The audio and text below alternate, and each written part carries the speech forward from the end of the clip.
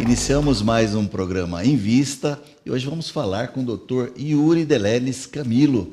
Dr. Yuri, que é formado, é graduado em Direito pela PUC de São Paulo, tem uma experiência internacional, é membro da Comissão Criminal Compliance do Instituto dos Advogados de São Paulo, né, junto com a doutora Carla Hall, né?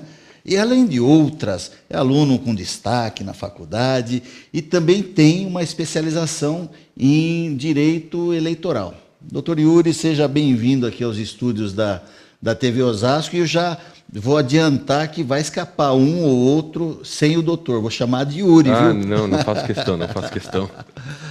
É, na verdade, uma questão muito polêmica, na verdade, isso de chamar advogado de doutor. Tem gente que reclama, tem gente que faz questão, tem gente que não, mas sempre vem aquela questão de doutor é quem tem doutorado. No caso dos advogados, é um chamativo. Igual excelência para juiz, magnificência para reitor de faculdade. Não é que a pessoa é magnífica, é um chamativo. Sim. Mas eu não faço questão, não precisa chamar de doutor. Não, mas principalmente pela proximidade, principalmente pela jovialidade, viu, Yuri? Não pela falta vamos dizer, de formalidade. Mas, Yuri, na sua formação, você fez PUC São Paulo. PUC São Paulo. É de São Paulo mesmo? É de São Paulo, fiquei em Perdizes, como a gente chama a Gloriosa, lá na Monte Alegre. E você é de São Paulo também? Sou de São Paulo, nascido, criado e apaixonado perdidamente por esse estado, na verdade, não só pela cidade, pelo estado. Legal. E o que te levou, na verdade, assim... Porque direito, ela é uma formação muito ampla. Ela, aliás, eu acho, na minha opinião, humilde opinião pessoal, eu imagino que o direito deveria ser um complementar de qualquer profissão, porque ela é uma formação muito ampla. Agora, quando você fez a opção lá atrás do direito, foi por quê? Foi por influência de alguém? Foi por você gostar de alguns assuntos que levavam para essa carreira? Eu, na verdade, tive um pouco de diferença. Eu soube que eu quis fazer direito desde os 14 anos de idade. Antes de querer fazer direito, eu quis ser astronauta só. E até por conta do Yuri Gagarin. Sim. Mas dizer que não teve influência seria uma grande mentira. Eu tenho avós advogados, tanto por parte de pai como por parte de mãe. Tenho o meu pai é advogado. Tenho tias que são, mas tenho uma tia que é, mas não pratica. Então vivo numa família com meio jurídico. Eu concordo com você. O ensino jurídico devia ser uma questão básica. E eu não digo ensino jurídico como um todo. Você não precisa saber uma legislação processual ou penal específica, mas minimamente o artigo 5º da Constituição Federal, para que você saiba quais são os seus direitos e deveres mínimos, que estão lá elencados. Seria minimamente necessário para qualquer autoridade pública ter isso decorado. É verdade. Entendeu? E mais do que útil para a população ter isso interiorizado, pelo menos saber aquilo que pode e não pode fazer. Entendeu? Se nós, vamos dizer, trazermos aqui para o dia a dia, né? Para o nosso cotidiano, o judiciário ele está tomando conta, vamos dizer, dos destinos do país, né? Porque se os políticos de alguma maneira não estão conseguindo fazer isso, o judiciário está sendo a mão firme que está deixando o país no trilho. É essa a sua opinião também? Eu, assim como alguns outros juristas, a gente vê até um termo que eu uso com certo receio, mas eu vou utilizar, que é a famosa ditadura do judiciário. Tá? E o termo aqui é errado porque eu não acho que ditadura caiba nisso. Então, mas vamos utilizar porque dá para visualizar bem. Há uma grande interferência de poderes atualmente. Tá? O legislativo, o executivo e o judiciário estão um pouco histriônicos, esquizofrênicos. Eles se interferem uns aos outros. É inconstitucional isso? Não por si só, porque existem os sistemas de freios e contrapesos. Tá? Um poder, de fato, pode fiscalizar o outro. Ok. Mas, exatamente por chamar freios e contrapesos, tem que ser utilizado de maneiras muito cuidadosas. Então, eu cito um exemplo. O ministro do STF avaliar que uma nomeação discricionária da presidente agora afastada. Discricionária quer dizer, pelos motivos que ela quiser. Um ministro do STF, ou seja, o chefe do poder legislativo, avaliar os motivos do chefe do poder executivo, eu não acho que seja justo. É uma interferência indevida. Os motivos do executivo não lhe dão intervir. Ele pode intervir no procedimento, se seguiu a regra procedimental, se seguiu a regra se ele questão eleitoral, se ele possui todos os requisitos da idade, se seguiu toda a liturgia exatamente. Do processo. Nisso, né? Eu imagino que sim, possa ser fiscalizado. Agora, nos motivos íntimos... Entrar no mérito... Eu não acho que seja o correto, mas a gente vê acontecendo dioturnamente. E talvez no momento que haja necessidade mesmo disso acontecer, né? Porque senão a estabilidade jurídica poderia causar instabilidade política e a estabilidade social também. Sim, também porque olhando isso do lado do magistrado, do lado do juiz, aquele problema chega na mão dele, ele não pode simplesmente levantar as mãos para cima e dizer não vou resolver. Claro. Inclusive está lá no artigo 5º, nenhuma ameaça ou lesão a direito será afastada da análise do judiciário, ele é obrigado a analisar aquilo. Tá? E aonde, de fato, suponhamos que sejam lá os três pés, né, judiciário, legislativo e executivo, aonde falta um pé, eu tenho visto o judiciário fazendo calço mesmo. Tem feito tem feito intervenções. Eu não vou dizer que são todas acertadas, porque absolutamente ninguém acerta tudo. Claro. Tá? Mas eu considero que sim, eles estão dando uma resposta à população brasileira quando instados a isso. Você pode ver que os ministros não estão agindo de ofício. Agora, Yuri, você teve uma experiência internacional, teve com Moisés Trujillo lá na Argentina. Como é muito diferente você ter uma atuação, são duas constituições diferentes, eu creio que coisas diferentes dos procedimentos devam acontecer. É muito difícil trabalhar. A gente até faz uma piada que a Constituição Argentina, na verdade, ela foi comprada, a gente vendeu para eles. É muito parecida com a nossa. Não, é que se eu não me engano, quem escreveu foi um brasileiro, talvez tenha sido Clóvis Bevilacqua, eu não sei, não me lembro. Mas acabamos não utilizando ela e vendemos para a Argentina. É uma piada interna que eu fazia muito quando eu morava lá. É bem diferente. Bem diferente. Faz um bocado de tempo já que eu morei lá, não sei como é que está com essas novidades do Macri, mas os sistemas são muito mais antiquados, eles usavam pelo menos DOS ainda nos sistemas processuais, os tribunais abrem horários completamente diferentes, são das 7 da manhã até as 2 da tarde, aqui é das 9 às 9. Essa obrigatoriedade que tem agora de tentar fazer acordo antes do processo, lá já existe há muito tempo, então é bem diferente. Legal. Bom, nós vamos fazer, Yuri, um pequeno intervalo agora, mas olha, não saia daí. Se você tem algumas dúvidas de legislação eleitoral, eu vou tirar aqui com o doutor Yuri sobre nós estamos nos aproximando aí do período eleitoral e nós vamos falar sobre prestação de contas, muitos assuntos interessantes. Não saia daí, o Invista volta daqui a pouquinho. Antes disso, você vai assistir o Invista Visita que nós fizemos lá na FATEC, está muito legal. Daqui a pouquinho nós voltamos.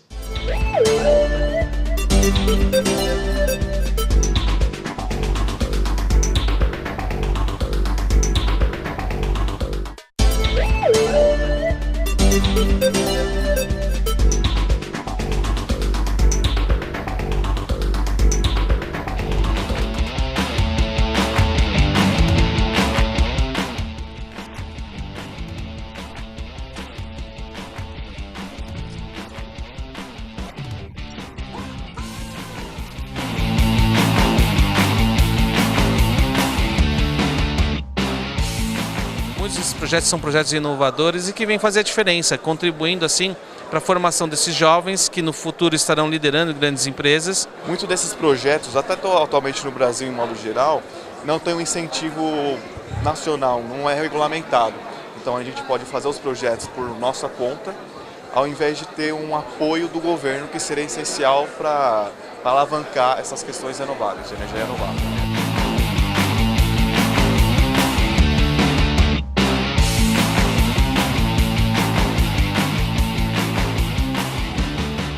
E quando isso acontece, nós temos dois verbos a conjugar. O primeiro é o querer e o segundo é o fazer. Então, nós aqui incentivamos o aluno não a simplesmente agir o que nós falamos, não, a pensar e agir o que eles acham que tem que fazer. Isso é um modo de mudança. Bom, a Invista Visita tem falado com um monte de gente, com autoridades e gente interessada no desenvolvimento da cidade. Uma delas é o Paulo Arnone, presidente da CMTO, que viu ali, nós acompanhamos uns projetos muito legais. Com toda certeza a FATEC aqui de Osasco vai ter condições de dar uma contribuição para a cidade, né, Paulo? Que legal estar aqui. Muito bom estar aqui, Paulo. E muito bom ter encontrado vocês aqui. Mostra uma preocupação de vocês também de apresentar essa FATEC e tudo que ela tem desenvolvido aqui para Osasco, inclusive, né? E tem projetos maravilhosos na área de transporte público, você viu comigo ali. Cara, é uma coisa extremamente nova e você vê que a vontade dessa garotada de desenvolver projetos bons, sustentáveis e a um custo baixo, que é raro hoje você ter qualquer coisa na área de transporte público que seja um custo baixo.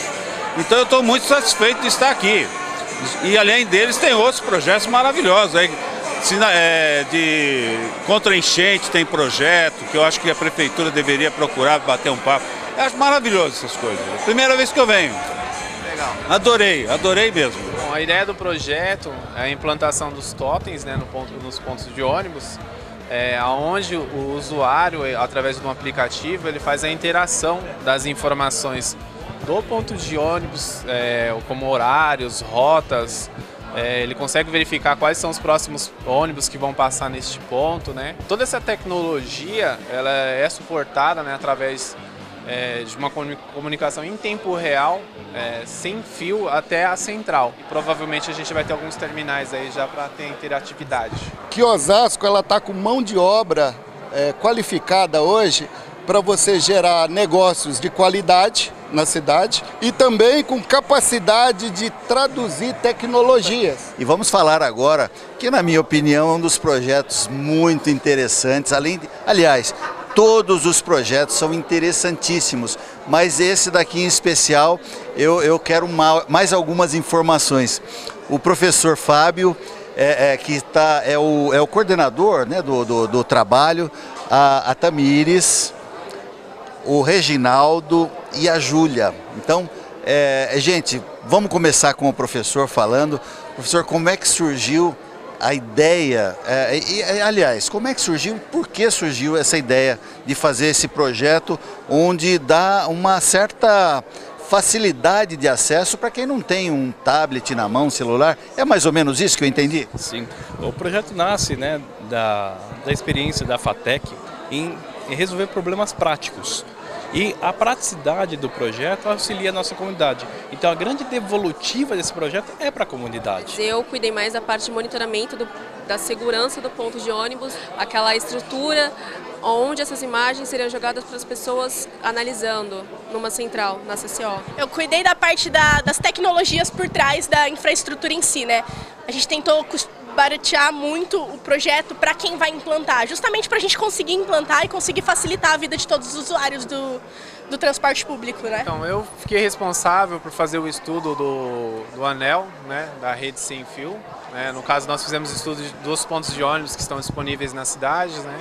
E como atender todos esses pontos de ônibus, né? E além disso, né, a gente fez o estudo de toda a estrutura, a questão de baixo custo, né? Toda a solução ela foi baseada em sistemas abertos, onde a gente não precisa pagar licença, para viabilizar a implantação do projeto mesmo. Esse projeto ele é um birô de serviços, né? Então desde a parte de vigilância, transporte, monitoramento em tempo real, né? Isso faz com que a prefeitura seja mais perto do cidadão. E num toque, né, esse totem você tem a comunicação diretamente com a central, por exemplo, né? E além do que tem câmeras, né, que nem o projeto, por exemplo, na parte de vigilância, ajudaria, mobilidade urbana, né? Então, por isso, é um birô de serviços. Bom, quero parabenizar vocês e encerrar a nossa matéria aqui do Invista Visita de hoje com esse pessoal aqui, que é o pessoal, não é mais o pessoal do futuro, é o pessoal do presente. Parabéns para vocês. Muito obrigado.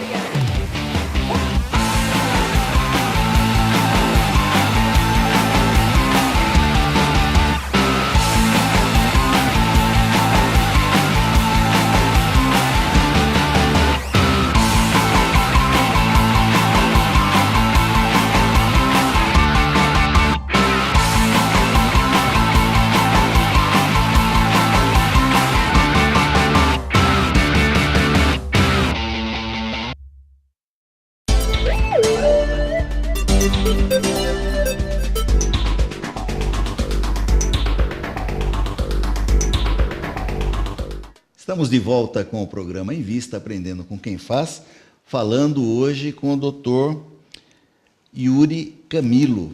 Doutor Yuri, que faz legislação eleitoral, está num escritório muito conhecido, que é o Camilo Filho e Banhes Advogados, mas trabalhou também com Marcelo Nobre e hoje está em moda ainda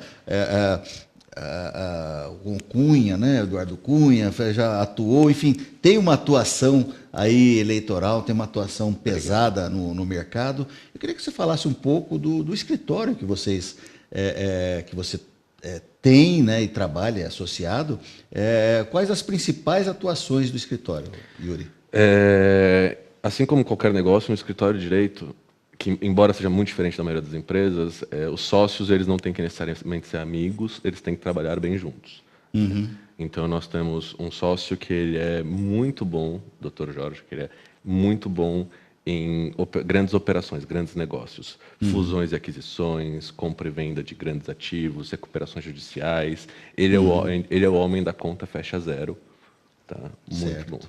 A nossa parte de contencioso civil, de processos, etc. e tal, também é muito boa, focada em questões bem complexas, uso capião de grandes áreas, e um outro sem número. A gente faz aquisições e vendas, por exemplo, de aeronaves, análises de viabilidade de negócio, muitas coisas grandes. E tem a minha área, que eu faço eleitoral e eu faço penal. Sim. Eleitoral a gente toca mais na época de eleição mesmo. Eu costumo mexer com as eleições com as federais para presidente, governador, etc. e tal. E penal, eu não tenho o que a gente tem mais tido hoje em dia é consulta, mesmo por conta da lei anticorrupção, da lei de repatriação de ativos. Eu faço muitas consultas e também entro em algumas operações específicas mais da Polícia Federal para defender alguns clientes. Mas é mais crime financeiro, questões relacionadas. Eu até tenho aqui os casos que a gente diz crimes de sangue, mas eu não tenho tantos assim, são poucos. Tá. E é interessante, você comentava agora há pouco, é interessante, inclusive, trazer um advogado num programa de empreendedorismo, mas tem tudo a ver, porque os jovens que nos escrevem, Yuri, que estão escolhendo alguma profissão, que caminho ir, empreender em qualquer área, mas é uma área também de muito empreendedorismo, né? Se você também ficar só no conhecimento adquirido e não for atrás de algumas coisas, também você nunca terá o sucesso profissional, não? Se você for pensar, eu sou formado já tem alguns anos, creio 5 anos, e a minha OAB é número 318.000. Então, a cada ano devem formar o quê? 15 a 1.000 advogados. Então, o mercado é bem inflado. E se você não se atualizar, se você não for atrás, se você não buscar as pessoas certas, e não é só saber fazer, é conhecer as pessoas certas também. Porque como é que os casos vêm? Não vêm somente pela sua competência. Entendeu? Eles vêm porque alguém indicou, porque colocar o seu nome no Google, alguém da minha idade, pelo menos,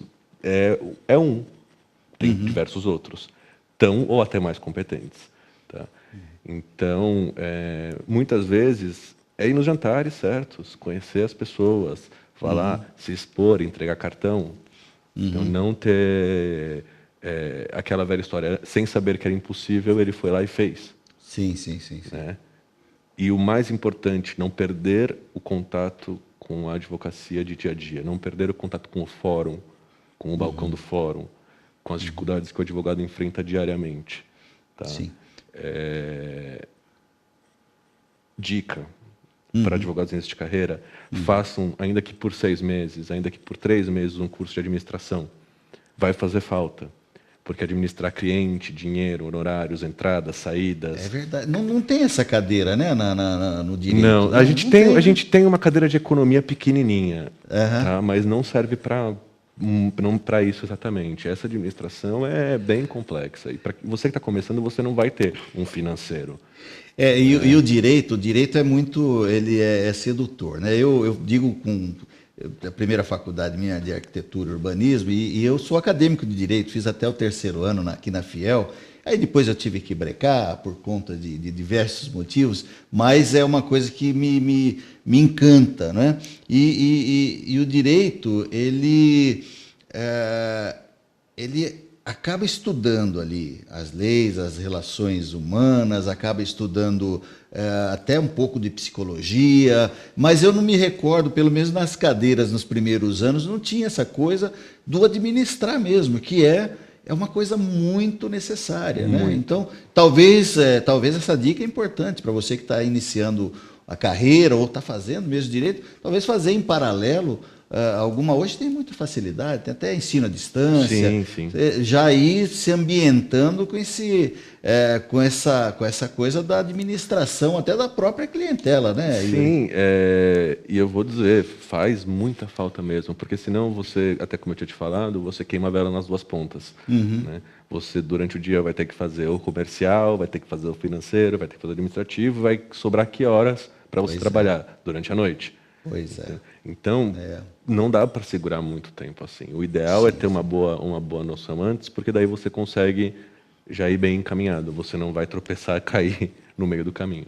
Yuri, nós estamos já nos encaminhando aí para o final do programa, mas eu queria que você desse pelo menos uma pincelada rápida sobre a importância de ter um bom acompanhamento jurídico, de um bom escritório, para as pessoas que são candidatos, né? Onde pegam as principais... Qual a principal dificuldade que o candidato tem? É na prestação de contas? É na declaração anterior? Onde você, com a sua experiência, indica um bom profissional? São três pontos principais, tá? O primeiro é no RCAND, que a gente chama, no Registro de Candidatura. Ele tem que estar correto e instruído com os documentos certos, com as certidões certas, etc. e tal. Você corre o risco de ter candidatura indeferida por não se atentar aos documentos corretos. Sim. Tá? E é só por advogado que você consegue resolver o problema, caso haja algum. Segundo ponto, a partir de 1º de julho, por exemplo, condutas vedadas. É comum dar um curso aos candidatos dizendo o que eles podem ou não fazer. Showmício não pode. Mas se você é cantor e vai fazer um comício. Bom, faça um comício, mas não pode pôr música com você cantando. Propaganda não pode a 200 metros de tribunal, escola pública, etc. e tal. Isso dá multa. Um outro exemplo, perdão te interromper, outro exemplo é o apresentador de programa. Nós temos os vereadores que são apresentadores de programa, a partir de 1º de julho de 2016, não podem mais apresentar. Né? Exatamente. E esse é das condutas vedadas. Tá? E que tentam burlar assim, todo ano das maneiras mais inteligentes possíveis. E, por fim, é da prestação de contas, que também essa parte pode pegar sério e deixar o candidato inelegível. Tá? Cuidar muito bem da prestação de contas. Tudo tem que ser com nota, bem feito, com origem, com destino e bem certinho, porque um erro aí pode ser grave, e a gente já viu muito político, por exemplo, o Maluf, ficar próximo de inelegível por uma questão pequena de prestação de contas. Aliás, fazendo uma piadinha, o Maluf reclamou esses dias, ele acha que deveria ter sido processado pelo Instituto lá das Pequenas Causas, né, em vista do que está acontecendo hoje. Mas, Yuri, eu quero agradecer muito a sua vinda aqui ao nosso programa, aos estúdios aqui de Vista, e deixar os segundos finais para a sua despedida do nosso público. Eu queria agradecer muito para você por ter me permitido vir aqui, e agradecer muito ao público que nos assiste, e vou dizer para vocês, entrem na faculdade apaixonados pelo direito penal, mas não necessariamente saiam casados com direito civil. Podem sair casados com direito penal, é uma profissão muito bonita, e todos, inclusive vocês, têm direito à defesa. Bom, quero agradecer em primeiro lugar a Deus pela sua presença aqui, por poder fazer esse programa, e quero que você também leve um beijão carinhoso para a Dani, uma nossa querida. Obrigado. E a você que nos assistiu, um grande abraço. Em Vista vai ficando.